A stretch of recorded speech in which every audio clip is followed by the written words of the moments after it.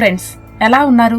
ప్రఖ్యాతిగాంచిన రచయిత యండమూరి వీరేంద్రనాథ్ రచించిన చదువు ఏకాగ్రత అనే పుస్తకం నుండి ఏకాగ్రత అనేది ఎవరికీ ప్రత్యేకంగా ఉండదని, మన శ్రద్ధయే ఏకాగ్రతను డిసైడ్ చేస్తుంది అని ఈ వీడియోలో నేర్చుకుంటారు.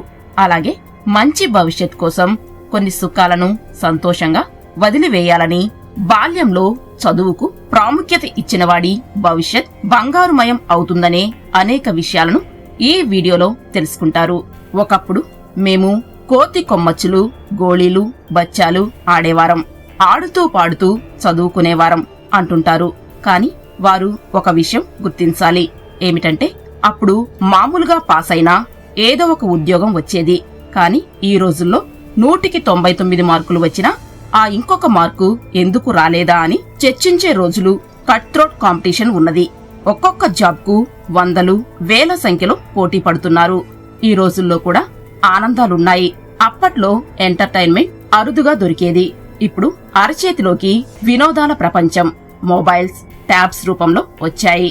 కావలసిన సినిమాలు, టీవీ ప్రోగ్రామ్స్ ఓటీటీలలో అన్లిమిటెడ్ డేటా ప్యాకేజెస్, వైఫైలతో అందుబాటులోకి వచ్చాక డిజిటల్ గా ఎంటర్టైన్మెంట్స్ అందుతున్నాయి కదా.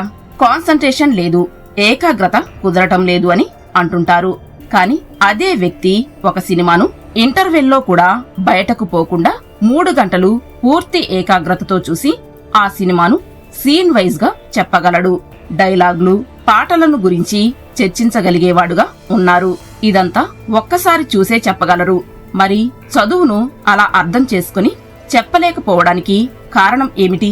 ముఖ్యంగా 5 నిమిషాలు విన్న వెంటనే ఉపాధ్యాయులు చెప్పే పాఠాలు వినకుండా దిక్కులు చూడటం, తలనొప్పి వస్తుంది అని, బోర్ కొడుతుందని, టీచర్కు సరిగా చెప్పడం రాదని విద్యార్థులు కంప్లైంట్ చేస్తుంటారు.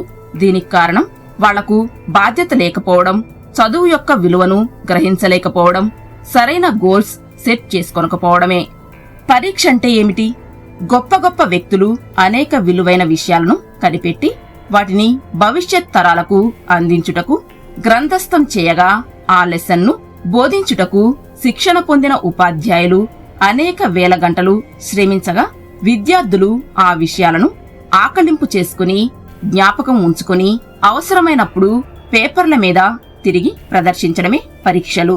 పరీక్షల ద్వారానే విద్యార్థులకు మార్కులు, ర్యాంకులు, గ్రేడ్లు ప్రకటిస్తారు. అదే విద్యార్థుల విజ్ఞానానికి కొలమానము. భవిష్యత్తులో సుఖమయ జీవితాన్ని గడపడానికి చేసే ప్రయత్నమే చదువు. మనిషికి జ్ఞానం 5 జ్ఞానేంద్రియాల ద్వారా చేరుతుంది. ఏదైనా విషయం నేర్చుకోవాలంటే ఒక్కొక్క విషయానికి కనీసం ఒక్కొక్క న్యూరాన్లో నిక్షిప్తమవుతుంది. మెదడులో 1000 కోట్ల న్యూరాన్లు ఉంటాయి. అనగా 1000 కోట్ల విషయాలను గుర్తుంచుకొనగలిగే అద్భుతమైనది మన మెదడు. కాని చిన్న చిన్న విషయాలు, ఫోన్ నంబర్స్, మ్యాథ్స్ ఫార్ములాలు గుర్తుంచుకొనడానికి ఎందుకు తిప్పలు పడుతుంటారు? మనిషి బ్రతికినంతకాలం నిమిషానికి ఒక 10 క్రొత్త విషయాలను నేర్చుకుని మెదడులో జ్ఞాపకం ఉంచుకున్నా ఇంకా సగం ఖాళీగానే ఉంటుందట. అది మానవ మెదడు యొక్క అద్భుతమైన విషయం. అయినా మనిషికి ఎందుకు మతిమరుపు? ఇందుకు 2 కారణాలు. మనిషి ఆ విషయాలకు ప్రాముఖ్యత ఇవ్వకపోవడమే. ఆర్ఎన్ఏ, సెరటోనిన్ అనే పదార్థాలు మెదడులో చురుకుగా ఉంచుకోకపోవడమే. మనిషి తన జీవితంలో 10 కోట్ల విషయాలను గుర్తుంచుకొనగలడట. తను గుర్తుంచుకొన్న విషయాల న్యూరాన్లలోని పదాలను పొడవుగా అమర్చినచో వాటి పొడవు 10 కోట్ల 50 లక్షల కిలోమీటర్లు ఉంటాయట. ఒక స్టూడెంట్ న్యూటన్ యొక్క 3వ సూత్రం నేర్చుకోవడానికి ప్రయత్నం చేయకముందే బాహుబలి సినిమాలోని ఒక సీన్ను గుర్తుంచుకొనడం అనేది ఎలక్ట్రోమాగ్నెటిక్ పాత్వే ద్వారా గుర్తుంచుకోవడం వలన, అది అక్కడ స్థిరపడి ఉండటం వలన మనం చదివిన విషయం యొక్క ఎలక్ట్రోమాగ్నెటిక్ సింబల్ ను ఫిక్స్ చేయడానికి బదులు ఎంటర్టైన్మెంట్ తాలూకు న్యూరాన్ ఫిక్స్ అయి ఉంది కనుక అది గుర్తుంటుంది. చదివినది ఫిక్స్ కాలేదు కనుక అది గుర్తుండదు. సెరటోనిన్ మరొక విషయం. సెరటోనిన్ ఇది మెదడులోని న్యూరాన్స్ ను చురుకుగా ఉంచుతుంది. ఆల్కహాల్, గంజాయి మొదలైనవి సెరటోనిన్ కు ప్రథమ శత్రువులు. అలాగే కోపం, టెన్షన్ల వంటివి కూడా సెరటోనిన్ ను రిలీజ్ చేయడానికి ఉపయోగపడతాయి. కాని చదువుకు అవి ఉపయోగపడకుండా వేస్ట్ అవుతుంది. కొందరు విద్యార్థులు చిన్నతనం నుండి ఏడవడం, మారం చేయడం, అల్లరి చిల్లరిగా తిరగడం జరుగుతుంది. ఎదిగిన తరువాత మారతాడని కొందరు చిన్నపిల్లలు కదా, పిల్లలు అల్లరి చేయకపోతే పెద్దలు చేస్తారా అని నెగ్లెక్ట్ చేస్తారు. కాని తొండ ముదిరి ఓసరవెల్లి అయినట్లు మ్రొక్కై వంగనిది మ్రానై వంగున అన్నట్లు వాళ్ళు వయస్సుతో పాటు నెగ్లిజెన్సీ కూడా అలాగే పెరుగుతుంది. దీనివలన చురుకుదనం, తెలివితేటలు తగ్గుతాయి. బీపీ, షుగర్ పెరిగి యాంగ్జైటీ, న్యూరోసిస్ పెరుగుతుంది. చిన్న పిల్లలలో ఈ క్రింది 7 విషయాలు చాలా డేంజర్. ప్రతి చిన్నదానికి అలగడం, కోపం వచ్చినప్పుడు కాళ్లు కొట్టుకోవడం, కోపంలో విపరీత ప్రవర్తన, దుఃఖంతో అవతలి వారిని ఆకర్షించడం, ఎక్కువగా ఒంటరిగా ఉండాలనుకోవడం, బాల్యంలోనే అనేక కాంప్లెక్స్లు, ఈర్ష్య, అసూయ, ఎక్కువ నిశ్శబ్దంగా ఉండడం. ఈ విషయాలను ఎప్పటికప్పుడు గమనించి కౌన్సిలింగ్ చేయాలి. చదువు హార్లిక్స్ లాంటిది.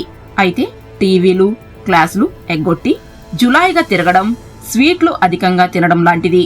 మెదడు ట్యూనింగ్ చేసుకోవడం. విద్యార్థులు చిన్నతనం నుండే వారి మెదడును ట్యూనింగ్ చేసుకోవాలి. అప్పుడు చాలా సమస్యలు తీరిపోతాయి. శాశ్వత ట్యూనింగ్. ఉదాహరణకు పిన్ని కూతురు, చెల్లెలు అనే అభిప్రాయం జీవితాంతం ట్యూన్ చేసుకోవడం. అలాగే ఆడవాళ్లు ఏదైనా ఆపద వస్తే గట్టిగా ఏడవడం, మగవారు నెమ్మదిగా తమలో తాము కుమిలిపోతూ చిన్నగా ఏడవడం జీవితాంతం ట్యూన్ అయి ఉంటాయి కదా. ఇలా అనేక నైతిక విలువలు, జీవన గమనాలు ట్యూన్ అవుతాయి. ఇవి శాశ్వతంగా ట్యూన్ కావాలి. Temporary tuning. ఎగ్జామ్స్ లో ఫెయిల్ అయితే ఆత్మహత్యలు చేసుకోవడం, టెర్రరిస్టులు ఆత్మాహుతి దళంగా మారడం, హిప్నటిస్ట్ చెప్పినట్లు ట్యూన్ కావడం మొదలైనవి టెంపరరీ ట్యూనింగ్. దీని నుండి చిన్న చిన్న ప్రయత్నాలతో బయటపడవచ్చు. Self tuning. గెలిచే వ్యక్తికి, ఓడే వ్యక్తికి ముఖ్యమైన తేడా ఇదే. ఉదాహరణకు ఒక డాక్టర్ నీకు కాకరకాయ తింటే షుగర్ తగ్గిపోతుంది అని చెప్పగానే ఎవరైనా పేషెంట్ మైసూర్ పాకం లాగా తినడం సెల్ఫ్ ట్యూనింగ్. అతడు మనస్సుతో కాకుండా మెదడుతో ట్యూన్ చేసుకోవడం వలన ఈజీ అవుతుంది. అతడు గమ్యాన్నే కాకుండా దారిని కూడా గమనిస్తాడు. తన పంచేంద్రియాలను అదుపులో ఉంచుకుంటారు. ఒకరికి ఐస్ క్రీంలంటే ఇష్టం. అతడు మార్నింగ్ వాక్ అలవాటు చేసుకుని ఐస్ క్రీం అంత ఇష్టంగా చేసుకున్నాడు. అనగా ఏ అలవాటైనా, మంచి చెడు అలవాట్లు ఏవైనా మనకు అంతే ఇష్టం ఉంటుంది. కాని మనం మంచి అలవాట్లే ట్యూన్ చేసుకోవాలి. పరీక్షల ముందు టెన్షన్ను కంట్రోల్ చేసుకోవాలంటే ముందుగా కామ్ అయిపోవాలి. మెదడు మీద కంట్రోల్ లేకపోవడం వల్లనే ప్రతి చిన్న సమస్యకు అరచేతులలో చెమటలు పట్టడం, గుండె వేగం పెరగడం లాంటివి. మనం మొదట గుండెల నిండా గాలి పీల్చుకుని కామ్గా, కూల్గా ఆలోచిస్తే టెన్షన్స్ పోతాయి. దీనిని పాస్ బటన్ టెక్నిక్ అంటారు. కళ్ళు మూసుకోవాలి. నవ్వడానికి ప్రయత్నిస్తే టెన్షన్ను తగ్గించుకోవచ్చు.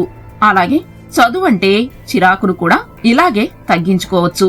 ఫ్రెండ్స్, ఈ విధంగా మనం ఈ వీడియోలో విద్యార్థులు చదువులో వెనకబడడానికి కారణం అనవసరమైన వ్యాపకాలు, చదువుకు ఆటంకమైన జ్ఞాపకశక్తి తగ్గుతుందని, మన జ్ఞాపకశక్తి పెరగాలంటే మెదడులో ఉండే కోటాను కోట్ల న్యూరాన్లను అవసరమైన విషయాలతోనే నింపాలని, సెరటోనిన్ వలన జ్ఞాపకశక్తి పెరుగుతుందని, దుర్వ్యసనాల వలన సెరటోనిన్ పలుచబడుతుందనే అనేక విషయాలను చర్చించుకున్నాము.